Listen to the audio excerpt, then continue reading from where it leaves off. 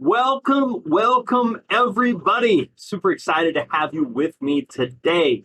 Today is a topic that I think is easily overlooked, easily thought that I'll deal with it later, but can have some of the most serious impacts on real estate investors than anything else. Like there's no question that finding properties needs to be your number one job. However, once you've found a deal, if you don't structure everything else right, you can get yourself into some serious trouble. And the number one way you can get into trouble is with the construction, working with the contractor. So today, we're going to be going over 16 things to never say to a general contractor. And when I started this content, I was coming up with 7 things. And then I'm like, there's a whole lot more than 7. So I ended up adding more things that I felt like were just necessary of things you should never, ever say to a general contractor or say to a contractor. We're going to jump into that. So thank you so much for being with me today. Let's see here. Let's get to the right place. 16 things you could never say to a general contractor. A couple of things you're going to learn today. We're going to talk about a finding tip, which is understanding area statistics and how they can help you find better properties. We're going to talk about common mistakes investors make with contractors. We're going to talk about how to pick a good contractor. We're going to talk about why a contractor can make or break your profit margin.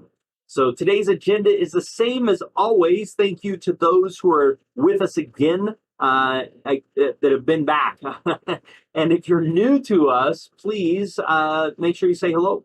What we do every single week is some welcome and updates, which we're doing now. We get into some real estate news, what's happening in real estate that I think you should be aware of. We get into the property finding tip of the week, a way to find properties. We go through a topic of the week, which is our 16 things you should never say to a general contractor. We go over that today. Every week we have a different topic. And we do a free t-shirt giveaway. I am sporting, if you can't see, I am sporting our Flippin' Legends summer edition. So I hope you guys will be interested in earning yourself one of those, which we'll talk about how to do that here in just a bit as well. And then I do a free tool of the week. This is something that you can use on a weekly basis. I give something away that you can use and implement absolutely for free to help you with your real estate investing or get you to that next level or whatever it may take to help you out, because we really strive to do that. This show's for entertainment purposes only. Before you make any financial moves, consult with a real estate professional, attorney, CPA, or other professionals in the subject matter. Everybody's situation is different. There's no one size fits all. DHM may receive payments on the show for sponsorships in the form of guests, giveaways, items, discounts, or other remediations. As with anything in life, results come from education, following a system, hard work, and determination to follow through until the end. All right, everybody, welcome. If you haven't already, and thank you for those who have, please type your first name and the city and state that you're investing in. Type that in the chat or type that in the comments. I really like to tailor some of this content around where people are investing. So don't be surprised to see that in a future edition of one of our live casts. And if you're watching this as a recording, please join us live. It's every single Tuesday, 6 p.m. Eastern Standard Time. Now, the benefit of watching it live is you can ask questions. When you type in the chats or type in those questions, either myself in the live recording or our team is going to be answering those questions for you on those chats. That's the advantage to that. Otherwise, you're not going to be able to ask those questions and clarifying those things, but you can watch the recorded version as well. Okay, let's talk about our t-shirt giveaway. Each week we give away a shirt, and you're lucky because we've got some summer edition shirts and a few things going on right now. So let me show you what we've got. Obviously, we've got the summer edition like I'm wearing today. We've also got our Flippin' Legends. This is our 3/4. So this is a 3/4 shirt instead of a full long or a short sleeve. Super comfortable. That's one of my favorites. We've also got our I Flip and Did It. This is the classic shirt. This is the classic DoHardMoney shirt. We love it. And then for our contractors and those who finish up, I Made It Through Rehab is another great shirt. And we've got a variety of these based upon variety of sizes. So we're super excited to be able to be giving those away. So that one of those we'll give away today. At the end of each live cast, we announce last week's winner. So starting now on will be for next week's winner. but we'll be announcing last week's winner at the end of today's live cast. And for those of you that we've already sent shirts out to, I forgot to do this originally, but we really want to have you take a photo. Take a photo of yourself in one of our killer swag, post it on our Facebook page, facebook.com/DoHardMoney. We would love to see your bright, shiny, smiling faces in our Do Hard Money swag. We love it. Who wants a free shirt? Do you really want one? If so, put it in the comments. First off, tell me what shirt you like the best. And if you've got other shirt ideas, let me know as well. But this is how you get to win the free shirt. We're looking for great comments. We're looking for people who leave comments of positivity, have high interaction. We like people complimenting other people. And people that comment on a recorded video is a big one, because a lot of people come and make comments and interact on our live cast, but we'd love to see that interaction also on our recorded videos as well. So if you comment on the recorded video, after this live cast, within about a day, it becomes a recorded video that you can go back and watch, which is also good because once, maybe twice in my life, I've been accused of talking rather fast, speedily. And some people are like, can you say that again? Can you say that again? And now I just have to say, yes, I can. Just go back, watch the recording, hit the rewind, and I will say it again for you. Okay, guys, if you like these live casts and you want to see them continue, I really need your help. Currently, we're at 5,375 subscribers. My goal by the end of May is to reach 5,500. So we've got 125 more subscribers to go. If you're currently not a subscriber, if you could do myself a favor and hit that subscribe button and that bell notification, it would mean the world to me.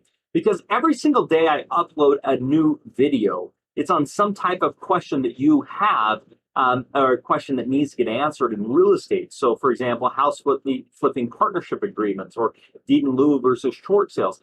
Every single day I create a short video, anywhere from a few minutes to 10 or 12 minutes. They're usually 5 or 7 minutes, answering a specific question. And if you have a question and want to have me answer, all you've got to do is type it in the comments, and I'll create a video for you and for all of our other subscribers. So it's one of the big advantages of being a subscriber. So if you could please hit those thumbs up buttons on these videos, hit that subscribe button and the bell notification on our Do Hard Money YouTube channel. Also, if you leave a comment on the recorded video, it helps us out a ton, and telling somebody else about it is the biggest compliment you could possibly give me. If you like all of this free content I'm doing for you, if you could tell somebody else about it, it means the world to me. So thank you. Now, the free thing that we're going to be giving away today, which goes right along with these 16 things you should never say to a contractor. This is our bid sheet, our rehab bid. This is our bid form. I have spent literally over 20 years developing and refining this form. The first version of this came out literally 20 years ago. This is what I use. This is what I look at. And I will give you a link to download this at the end of the live cast today. So listen up and stay tuned, and I'll give you a link on where you can get this rehab bid form. You're really going to want to get your hands on this. It will save you time. It will save you money. It will save you headaches. It will save you nightmares.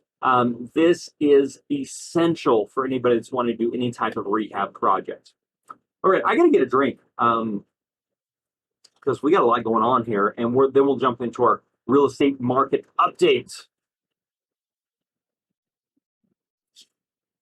All right. Well, thank you for so many of you being with us today. What's happening in your neck of the woods? What are you seeing in the real estate market where you live?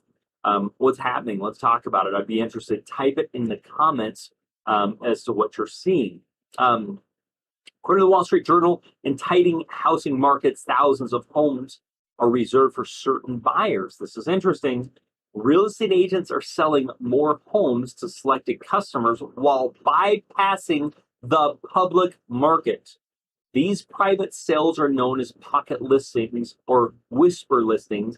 They've been around for many years. Pocket listings accounted for 3% of the sales that happened in March, up 2.6% of the sales from the prior year. This is really interesting, right? These pocket listings are becoming more and more out there because of the tightening of the real estate markets, which basically means an agent finds a seller, takes the listing as a pocket listing, doesn't list it on the multiple listing services, and then offers it to his clients only. It's a great thing for the agent because he's going to get both sides of the commission and he's going to help his specific clients out.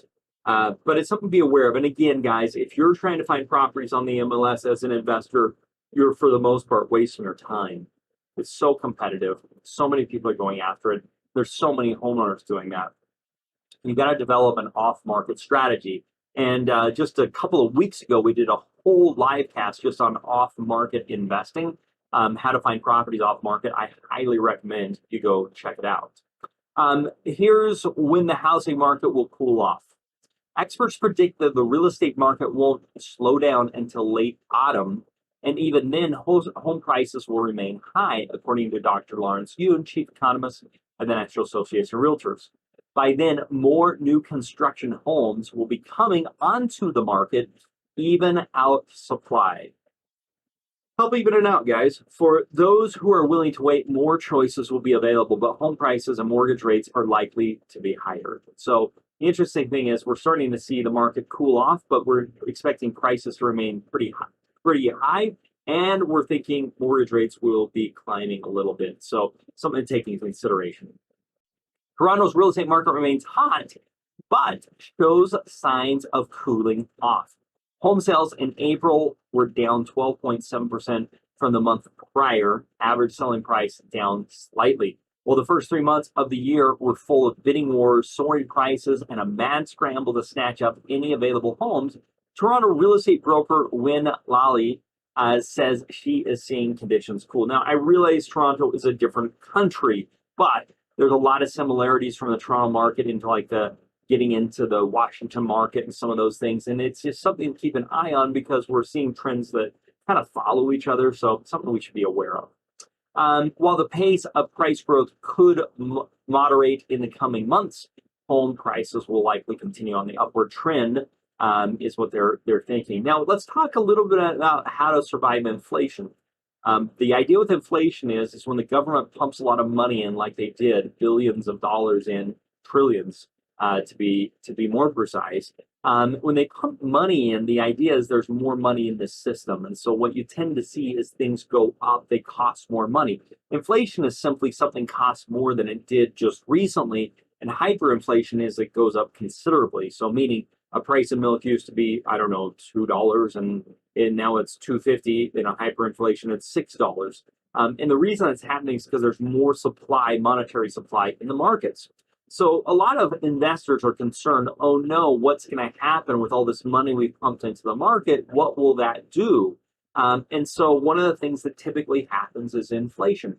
Now, there's usually inflation every year anyway, but the question is how much inflation will happen because of the new money that's in the marketplace. And it creates more demand, and that hurts supply, which raises prices. So high quality, this is according to Motley Fool, this is how you can hedge against inflation.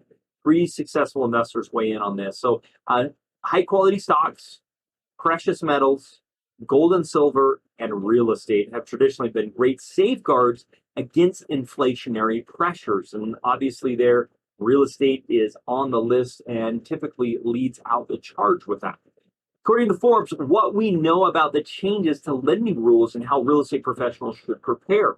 On March 10, 2021, Freddie Mac and Fannie Mae announced that they will be buying fewer second homes and investment mortgages. Recent amendments to our senior preferred stock purchase agreement with the Treasury imposed additional risk criteria on loans we acquire. One of those restrictions is 7% limit on acquisitions of single-family mortgages, second homes. So basically the idea is 93% of the loans that they need to be doing, Fannie and Freddie Mac backed loans, needs to be homeowner loans, and 7% can be investors or second home loans. Significant. It's a significant. So people who are already pre-qualified shouldn't be shocked to get a surcharge, meaning they're going to charge more on the interest rate, or they're going to charge more on an origination fee, or even get a loan denial after getting their offer accepted and going under contract. Conventional lending is still offered, but is likely that it will be at a higher premium. See, conventional lenders are not backed by Fannie and Freddie, so they're not going to be under those same impositions. But because there's going to be more demand, they're going to be raising prices because they're going to consider some more risk there, and the pricing is going to accordingly. Is the housing market about to crash? Here's why experts say no, according to Bankrate. 6 compelling reasons no crash is imminent.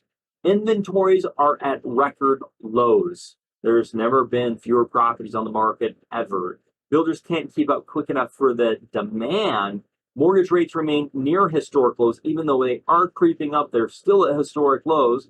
Demographic trends are creating new buyers. One of the things we're seeing is some of these millennial buyers who in the past said they were never going to buy, and now they're coming in, and some of them have been looking for over a year to buy a property. Lending standards remain strict. Because a lot of the stuff that's been imposed because of the 2008 financial crisis, or I should say real estate crisis, has made some changes that are now in force still to this day. Foreclosure activity is muted. We're looking forward to that becoming unmuted.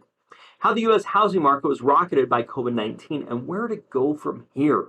The lack of existing homes was only part of the problem, though. Builders have struggled to ramp up constructions on new homes, particularly the most popular single-family models. Once the foreclosure moratorium ends, homeowners who have been able to financial rebound from the crisis may be forced to sell. Homeowners who have not been able to rebound from the crisis may be forced to sell, and this will add to some of the supply. I'm a little disappointed they've been holding off this foreclosure moratorium so long. Frankly, with some of the government assistance and some of those things, I think they've been holding off for quite a while. But again, this only applies to government-backed loans, Fannie, Freddie, and FHA, which is the majority of loans. That will help alleviate scarcity concerns. There's 2.72 million homes that remain in forbearance, meaning that they're trying to work something out and they're behind on payments on some level. All right, guys, we're going to jump into our property finding tips, but let me know what's happening in your neck of the woods and in your area. Type it in the chat. I'd be really interested to see. All right, let's get into this. I'm excited today, guys. This is such a great topic. Property finding tip of the week. We're going to talk about understanding market trends, and although this may not be the most attractive topic, it's one of the most important topics as we talk about market trends. Market trends are price changes, rental price changes, new listings on the market, listing trends, sales trends, number of pre-foreclosures. And so average days on the market. This can help us understand how long it's going to take us to resell. It's going to help us understand what we should expect in our hard money costs. It can also help us know if our property is going to stay on the market longer than that, what we should be doing. Another thing is average month rent. This can help us know what a landlord can expect to get. It can help us estimate cash flows. It can also help us understand what we can wholesale the property for, or if we're looking to do a BRRRR type deal or a rent-ready rehab. And then also, this is really important, list versus sell price. Are things selling for more than what they're listed for, less than what they're listed for? This can really help us from the price perspective. Also, days on market versus investors. This tells us how much extra inventory there is out there in addition to homes sold, giving you an idea of the opportunity that's out there. If there are a few sold, there's a problem in the area. You want to see activity in the areas that you're investing in. If there's not sales activity, there is a problem. You probably don't want to be investing there. Understanding statistics in your area can really help you determine if there's a market you should be going after. Should I spend time trying to find homes in that area? A rough idea of what to expect in values. An idea of how long it could take to resell the property. Estimated rental returns, and this is just so valuable, you guys. For example, let's look at Chicago. I'm going to jump screens here so we can take a look. Let's just come here to Chicago.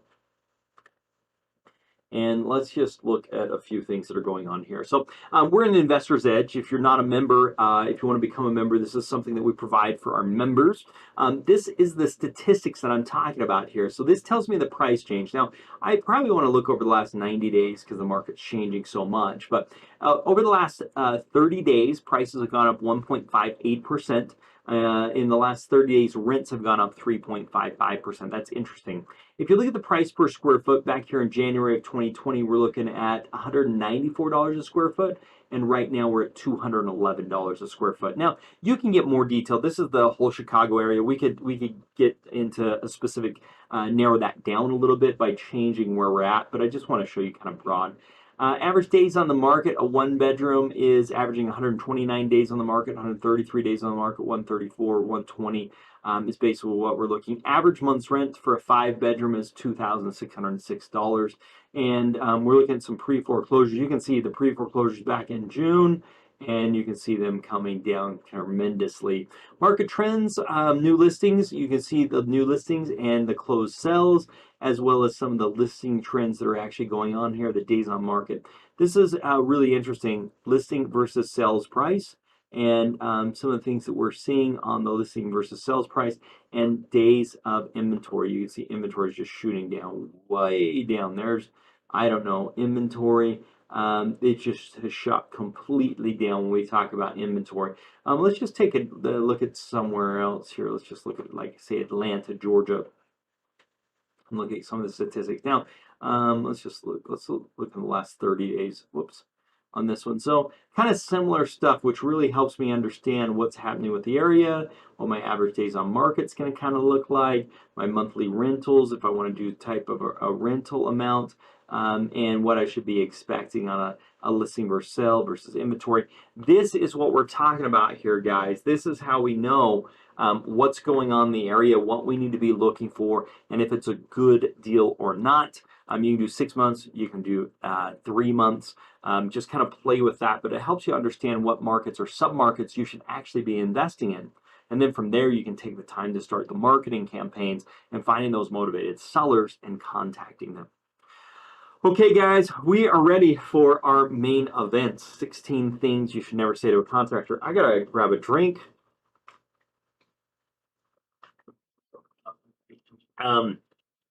But I appreciate you being with us today. This is going to be so valuable. I didn't realize how much there was to say on this topic, and so I'm really glad you guys wanted to hear about it. 16 things to never say to a general contractor. A couple of things you're going to learn today is common mistakes investors make with contractors. How to pick a good contractor. Why a contractor can make or break your profits. Okay, guys, we're going to jump right into this. Number one, you don't want to say this to a general contractor. You're the only one bidding on my job. Oh, competition is important. The price will always go up if there's only one bid. You need to have at least one backup plan for the project, and always have at least 2 contractor bids and plans before you start a project. This is a major mistake. I see people that get started with one contractor, and then the contractor wants to raise prices after the fact, or he says these things weren't included, or leaves the project, or you have to fire him, and then you bring in other contractors and it's drastically more expensive. And especially if you're getting a loan, it's not like you can go back to the coffers and say, can I borrow more money? It doesn't really work like that. Once that loan's done and closed, the money's been allocated and that's all there is left. So you want to make sure you have those plans in place. And the way you can avoid that is by having 2 licensed general contractors that you know are credible. Second thing you never want to say to a general contractor or contractor is, will you take notes on this? Contractors are horrible on taking notes and doing bids. What I do is I walk the property and video everything, or I record the audio of everything. And then what I do is use a sheet we've created to put everything down. And then what I do is a pricing meeting where I then have a phone call with them and say, let's go item by item and give some pricing. So I have an idea of what it's really going to cost. That way I have a detailed scope of work. We walk the property together and determine the scope of work. I have a pricing meeting where we go line item by line item to make some determination on prices, and then we add that all up, and that's what we end up moving forward with. And then we have our itemized list and send it to them for review. So one of the pro tips for our members, we have a scope of work worksheet or a bid sheet, which makes this all super simple and has items by line item, which also makes it easy with draws to make sure the draws are actually occurring and the work is actually being done. And then we do the pricing, as I talked about, where we talk about the pricing. I do this with both contractors. And if I'm working on a third contractor bid, I'll do it with a third contractor as well. Okay, guys, number 3 thing you should never tell a contractor: I don't need your insurance, or I don't need a copy of your insurance. Workers' compensation is needed, because if they have a problem, if one of the people that work there, for heaven forbid, fell and died off a ladder or something like that, you are going to end up with a mess on your hands. Now, we do some things as a lender to put things in separate LLCs, which is really worthwhile. But that said, workers' compensation is needed, and you want to make sure that the contractor you're working with has that. Also, general liability insurance is actually needed as well, because you want to make sure that they have coverage if something goes wrong. And if they don't have insurance, they are not legit contractor. It is easy to get insurance, and it's not very expensive. If they can't provide evidence of insurance, move on and find a new contractor. If you don't, a homeowner can end up being liable if the contractor is not properly covered with insurance, which is the last thing you are going to want to see. Number 4 thing you don't want to tell your contractor is references aren't required. I don't need any references. References are mandatory. You want to see the work they've done, and beyond references, you'd really like to actually go see the work they've done. Nothing shows it better. I remember looking at some contractors' work. He said it was going to be super amazing. We went and looked at the other jobs he's done, and I'm like, this is not the guy I want to use for my project. He cut corners. It just didn't look good. Also, talk to the customers about their experience. So not only seeing the work, but saying, how was your experience with this? What problems did you have? Did he go over budget? Did he do it on time? The more you can see how they have done in the past will help you have a better idea how we think they will do in the future. Okay, number 5 thing you never want to tell your general contractor is how much your budget is. And contractors are really sneaky about this, because they're like, oh, how much you got to spend on this? You know, 50,000, 30,000, 80,000, you know, not even hinting towards that. I basically just say, you know, we want to spend as little as possible to get a good quality job that's going to look amazing. That's really what we're in for. So don't tell the contractor what your budget is. Wait for them to give you the bid, which is done in that pricing meeting that we've already talked about, where we go line item by line item. And you want to compare the materials cost and the labor's cost, so you have a really good feel for things. You know, okay, well, materials on this is $100. Why are you telling me it's going to be $1,000? They want to have a really good idea of what that's going to look like. And they will find a way to spend it now or in the future. If they have any idea what your budget is, even if it would have only cost 30 grand and you told them the budget was 50 grand, they're going to spend 50 grand and usually a little bit more. So you've got to be really careful with this, making sure you never tell your budget to a contractor. All right, number 6 thing you should never tell a contractor: I will pay you to get started. Upfront funds are a major problem. Typically, contractors can't order materials without payments. They don't have lines of credit and line with supply houses. If they can't do that, it's concerning to you. This should be a concern, because most contractors should have a net 30 terms or net 60 or 90. No more than 10% of the jobs can be paid up front. So if it's a $50,000 rehab, you could let them have up to $5,000. Although I would do everything you can to try and avoid that, because I can tell you on multiple occasions, even with some of the things we've put in place, we've seen contractors walk away with that money and have nothing to show for it. The rest needs to be a draw item by item as items are actually completed. Okay, number 7 thing you should never tell a contractor is lien waivers are not needed. Well, first off, let's talk about what a lien waiver is. A lien waiver says that contractor cannot lien the property for payments for materials or for labor having to do with what has been paid out. Every single time you make a payment, you want a lien waiver, and then you'll want an unconditional lien waiver on the last one. You're going to want them signed. You're going to want them notarized, specifically the last one, but you're going to want some signatures along the way. And there should also be an itemized list, the scope of work that shows what they got paid 4. This will not only allow the contractor to put a lien on, this will not allow the contractor to put a lien on your property. So the idea with a lien on the property is they can then foreclose, or you can't sell the property until it actually gets paid off. This is a really big deal that most people don't even know about. Those of you that are members can get those lien waivers, and we help with that process. Number 8, receipts are not needed.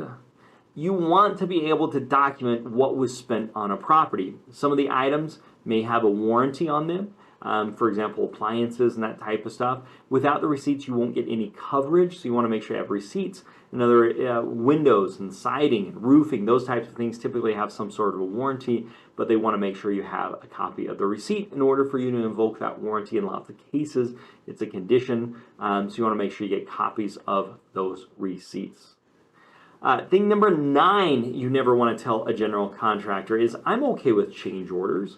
If you don't know what a change order is, it basically, if you have your initial scope of work, then you're saying, oh, we can make changes to that. You actually want to avoid change orders as much as possible. Change orders are expensive.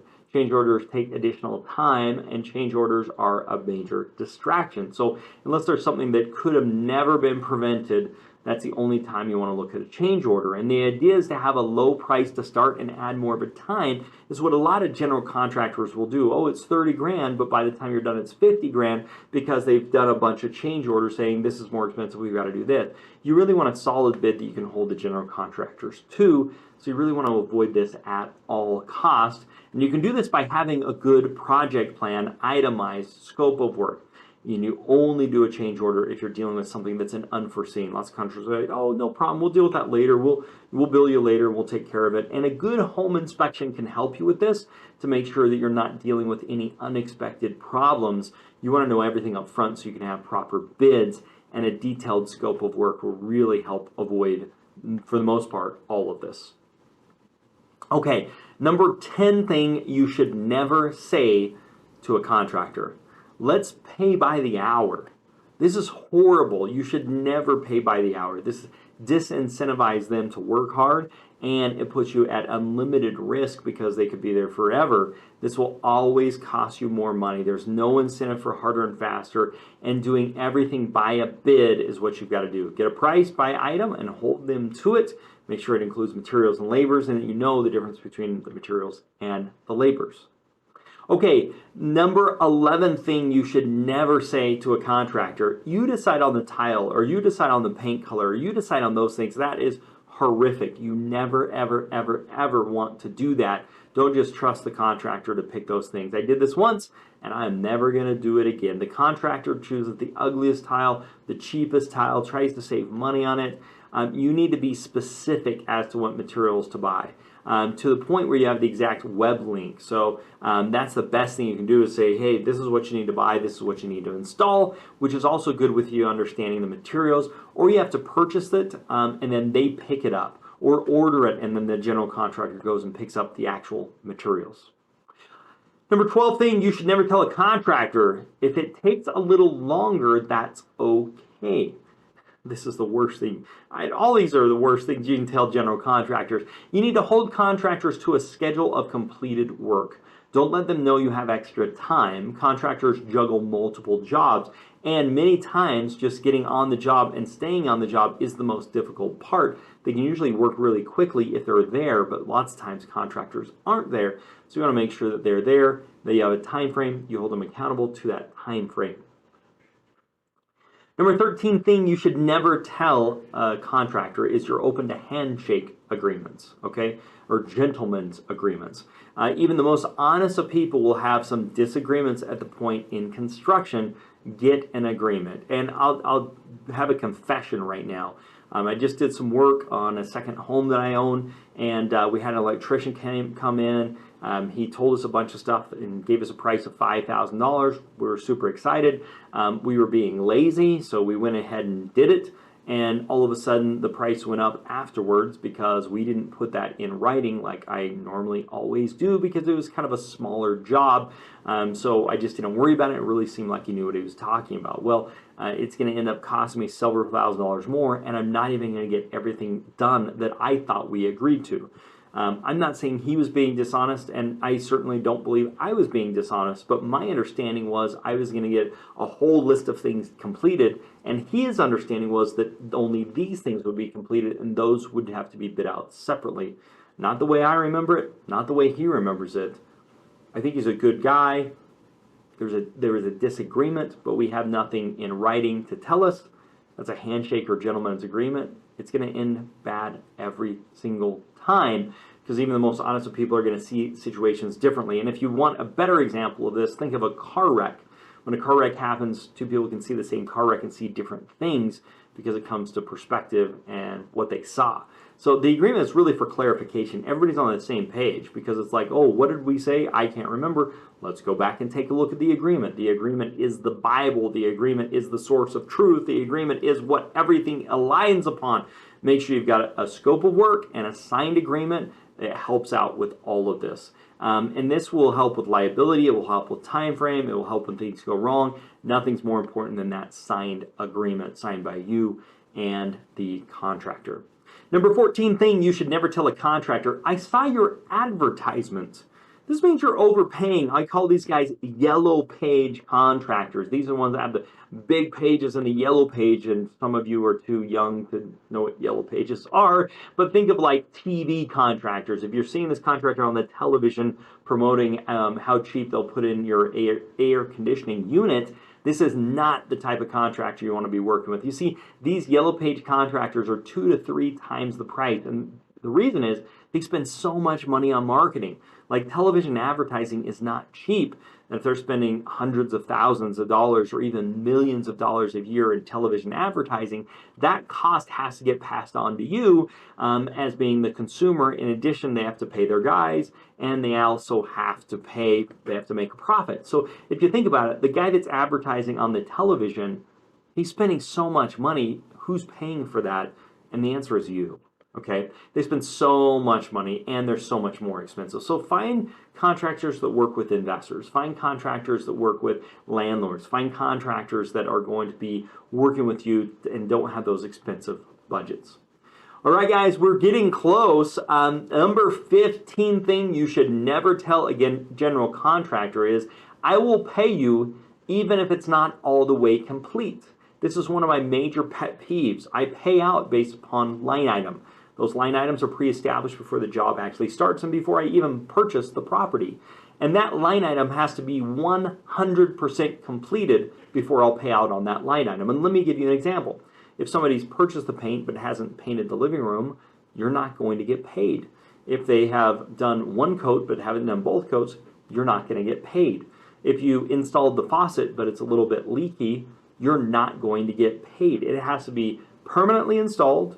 Materials have to be paid, ordered, and permanently affixed to the property, and it needs to meet the quality guidelines, which I don't even think I put this in the 16, so this is maybe a bonus 17th for you. You also need to inspect the quality of work to make sure the quality of work is there before you ever do a draw to the general contractor.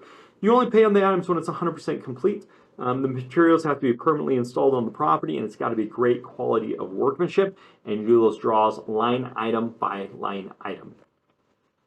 And number 16 thing you should never tell your general contractor is, I am not in a hurry. There's nothing worse. You've got to have a deadline. The project timeline should talk about when it will get done, and when it's past due, there should be a penalty and a bonus. A penalty if they don't get it done on time, and a bonus if they do. And you've got to hold your contractors to this. Your job will get the lowest priority. All the other jobs will be ahead of yours if you don't do this correctly. So let's recap here, guys. The 16 things you should never say to a contractor. Will you take notes on this? I don't need your insurance. References are not required. How much is your budget? How much your budget's for? I will pay you to get started. Lien waivers are not needed. Receipts are not needed. I'm okay with change orders. Let's pay by the hour. You decide on the tile. If it takes a little longer, that's okay. I'm good with handshake agreements. I saw your advertisements, and I will pay you even if it's not completed all the way, and I'm not in a hurry. All 16 of those things are things that you should never be saying to a general contractor. All right, guys, if you would like to get a copy of our complete system that takes brand new investors through their first flipping homes, check out our Find Fund Flip systems. Dozens of our training, deal finding software, and access to our 100% financing loans. Check it out over at DoHardMoney.com/get started. Okay, I promised this a contractor estimate sheet. If you'd like to get a copy of this, all you've got to do is text me your email address to 435-294-0433. I'm telling you, this is worth its weight in gold. We've spent so many hours on this over the years. This is the best version we have ever had. We keep making it better all the time, but you're going to want to get your hands on this. All you've got to do is text me your email address to 435-294-0433. And if you guys have enjoyed this, please hit that thumbs up button, hit the subscribe button and the bell notification, leave a comment, and tell someone else about it. No bigger compliment I can receive than you referring this content to someone else. Speaking of that, what would you like to see for future topics? What are things that you'd like to have us see? I've got some on the screen: business partners, virtual wholesaling, closing a deal, sales skills, income properties. What would you like to see for future topics? Please type it in the comments now. Type it in the chat now. Let me know what you'd like to see for a future topic. And while you're thinking about that, make sure you give us a text to get that contractor estimate. Text me your email address to 435-294-0433 and type those future topics that you'd like to see. The most voted for ones we will get on our list. Now, if you have enjoyed what you've heard today, you've got to check out my podcast. It's called the Income Hacker Podcast. And so we do all kinds of great things on the podcast. You can listen to it on Alexa or Google Home or Spotify or Stitcher or Apple Play or Apple Music. You name it. We are there. So check us out. It's called Income Hacker. And if you haven't already, get that contractor estimate. Just text me your email address to 435-294-0433. Now, it is the moment everyone has been waiting for. It's time to see who the shirt winner of the week is. Who is this t-shirt winner of the week? Drum roll, please. Let's have some excitement. Let's all congratulate this person. Put it in the chat. Our winner of the week is LaTanya Tensley. LaTanya, thank you for being our t-shirt winner of the week. Thank you for your comments, your participation, and those things that we've done in our live cast. We really appreciate you being with us and being here. All you got to do for you, just email us, support@DoHardMoney.com. Put in the comments, you're the shirt winner. Give me your screen name, your mailing address, your cell phone, your shirt size, and also tell me which shirt you'd like. Give me a couple of shirts you like. This is my first favorite, my second favorite, my third favorite. Depending upon your sizes and inventory we have, we'll send you out the closest what we've got that's in your size that is on your priority list. So give me your couple of priorities about what you like, and we'll get those shirts sent out to you. Now, for all of these who have participated, if you want to find out if you won for this week, we'll be announcing that next week, so you're going to want to make sure that you join us. And if you haven't already, get a copy of that contractor estimate. You just have to text me your email address to 435-294-0433. Join us next Tuesday, 6 p.m. Eastern Standard Time. I'm going to be covering the mindset of a real estate investor. What you need to know, what's got to be going on upstairs for you to be successful as a real estate investor. You're going to want to check that out. If you haven't already, text me that email address, 435-294-0433, to get a copy of that contractor estimate. All right, guys, I have really enjoyed being with you. Thank you for your participation. Thank you for the comments. I really appreciate being with you today. I'll look forward to seeing you next week. Until that time, make it a very profitable day, and bye for now.